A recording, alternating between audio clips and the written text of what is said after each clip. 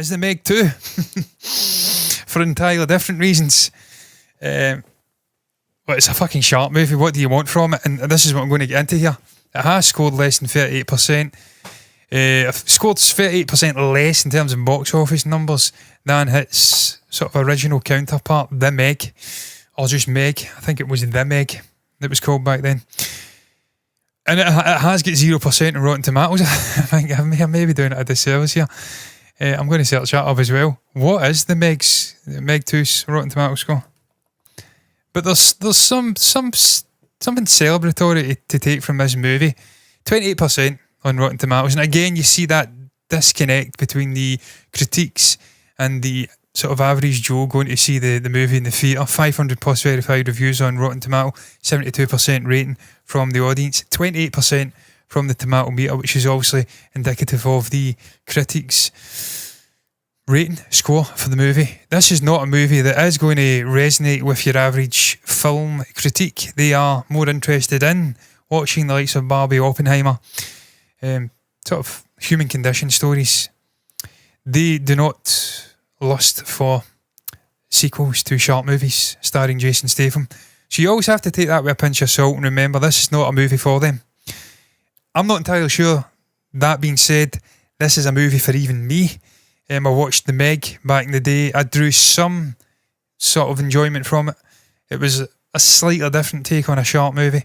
It is a genre, a sub-genre, which is slightly overdone. We really only needed Jaws. We never needed anything else after that. We certainly didn't need fucking Jaws 5, whatever it was, Sharknado, where you've got self-aware sharks hunting people across the globe looking for vengeance. That's a step too far. We really could have fucking drawn the line at Jaws and left it there. But The Meg was fine. It was watchable. Statham was Statham. He's playing his sort of action man fucking type role that he does all the time. If you've seen one of his movies, you've usually seen them all. Out with the Guy Ritchie stuff in the early days, and obviously some other work he's done, but there's mostly it's the sort of fucking action star stuff that he does. Larger than life, Dwayne Johnson light. I always view him as being the Sly Stallone to Johnson's Arnold Schwarzenegger, and I have to stress none of them are on that level. They're both B grade, and compared to those two brilliant actors that came before them. But look, what can you say, man? The Meg 2, man, I mean, it is what it is. They've done a sequel.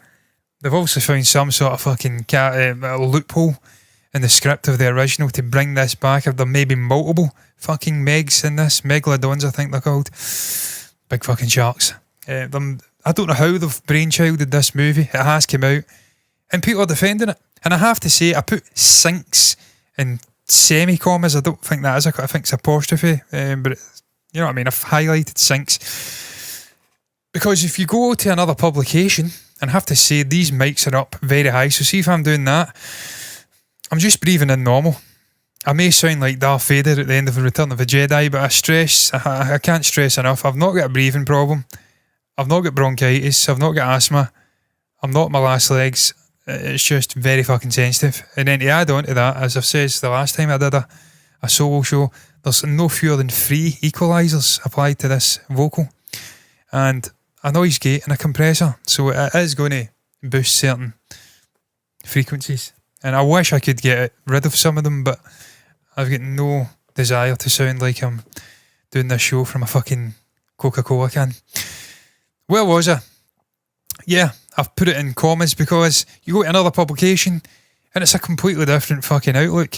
Yes, it's performed less than the original, which probably performed above expectations for a Jason Statham shark movie, but it still knocked Oppenheimer off of the number 2 perch in the United States at the box office. This was the number 2 movie over the weekend in the United States, maybe even in North America as an entirety.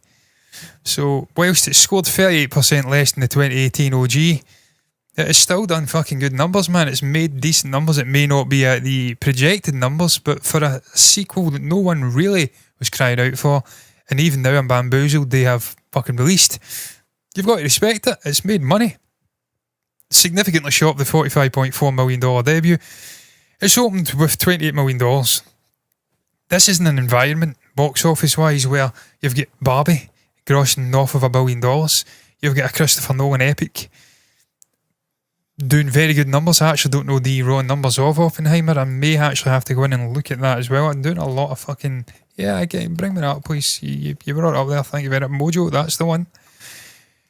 It's real competition. That's what I'm trying to say here. There is, I mean, north of $500 million, Oppenheimer. That's extraordinary numbers. Extraordinary numbers. That must be knocking on one of the best performing Christopher Nolan movies ever. I mean, I know the Batman stuff was right up there, The Dark Knight Rises. I'd love to find out, you know, how that stacks against other Christopher Nolan movies. And I've got no real way of making that happen. But needless to, that's fucking extraordinary figures. So the Meg 2 is releasing in this environment where you've got a movie grossing north of $1 billion and its nearest competitor grossing well north of $500 million. So it's a real tough environment to come into and try and make a movie succeed. So for it to gross $28 million and elbow Oppenheimer out for one weekend, hats off to it. Hats off to the Meg 2. Hats off to Jason Statham and everyone else involved with the movie. And along a similar vein to that, we have got a bit of blowback regarding the Meg 2 and its Rotten Tomatoes score. And I'm going to endeavour to bring some of these quotes up here, and I've lost the fucking plot. I think this is one. I don't know the context of this, man. It's this quote here, because I'm reading off the browser, but the quote's there for anyone watching's eyes, if you'd like. And I love the fact the little emojis posted look sharp to me. Anyway, I don't know who this is from, but someone said this regarding the Meg 2. Despite critics trying to bury it, the Meg 2 earned $142 million. It earned, I should say. That's fucking huge. $142 million. What was the $28 million? Was that opening night? Is this the entire run across international markets as well? That's fucking really good numbers for a sequel to a relatively average shark movie from 2018. I think you've got to doff your fucking hat here. I'm not going to do it, but you've got to doff the hat and say, oh, well done. The box office is really buzzing just now. Theatre companies should be doing really good business just now. And again, I'm going to go back to AMC. How, in the name of sweet baby Jesus, have AMC got themselves into such a sticky wicket that not even they can get themselves out of it in this environment where there's fucking free movies doing unbelievable business? Bang, bang, bang, one after the other. 2-week period. You're talking $2 billion grossed. Worldwide, of course. Still, how the fuck are AMC in that position where they're potentially going out of business? That is chronically bad management. Just chronically bad management. Unbelievable mismanagement of that company. Disgraceful. Sack the fucking CEO. Get someone in who's competent, knows what they're doing. But I digress. Earned $142 million on its opening weekend. That's with a 0% Rotten Tomato score. It's not, it's 28%. He's talking shite. Hyperbolic nonsense. And headlines saying that would end it. That would end it. Also the 0% Rotten Tomato score. I'd personally take the Meg versus Teenage Mutant Ninja Turtles or the Marvel nostalgia bait hero slot being served up these days. Again, it's semi-original, isn't it? It's an original concept. It's a sharp movie. I know it's been done to the fucking death, but they're trying to do something different within the genre. And again, you can't really sit here and slag off unoriginal filmmaking from Hollywood, and then when they do something original, fucking slag it off because it's, you know, it's painted by numbers sharp movie.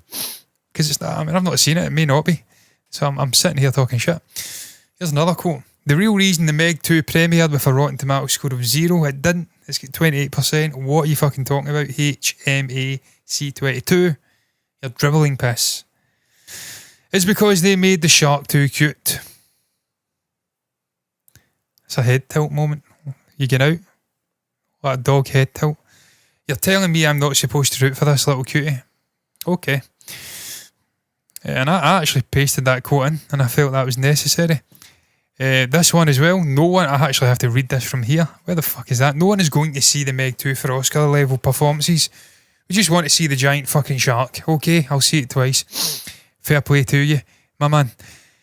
He's absolutely right though, isn't he? You don't go and see a movie like this for sort of emotive human condition stuff. You go and watch a gigantic shark eating people and then getting its comeuppance at the end with the sort of luscious, non-visible, bald locks of Jason Statham, taking it down and giving it a slap. That's what you go to see these movies for. It's popcorn, flick, material. There's a place for everything. This is what I'm stressing, man, about cinema today. When you have panty waiters like Meg Ryan, panty waiters like Martin Scorsese, I fucking love him, but you're still a panty waiter. Francis Ford Coppola, Stephen Dorff. There's a strange fucking group of people. Meg Ryan, Martin Scorsese, Francis Ford Coppola, and Stephen Dorff. Who? Together. Bitching about Marvel killing cinema. There's no originality. It's theme park movies, amusement park fucking ride movies. What have you got to say about this, bitches? 3 distinctly different movies. Not one of them fucking superhero. Out in the theatres, making good money. You know why people are going to watch it? Because it's fucking good, man. It's compelling. Make good movies. Perform to a standard and someone will watch it. Stop churning out pissy 30-year-old style rom-com movies that no one gives a fuck about. Stop pissing out shitty Z-list performance movies that go straight to Amazon Prime's bargain fucking basement bucket, whatever, and expect people to go and watch it. You've got to produce good content. Stop making 3-hour fucking gangster movies that go straight to Netflix and expect people to love it universally.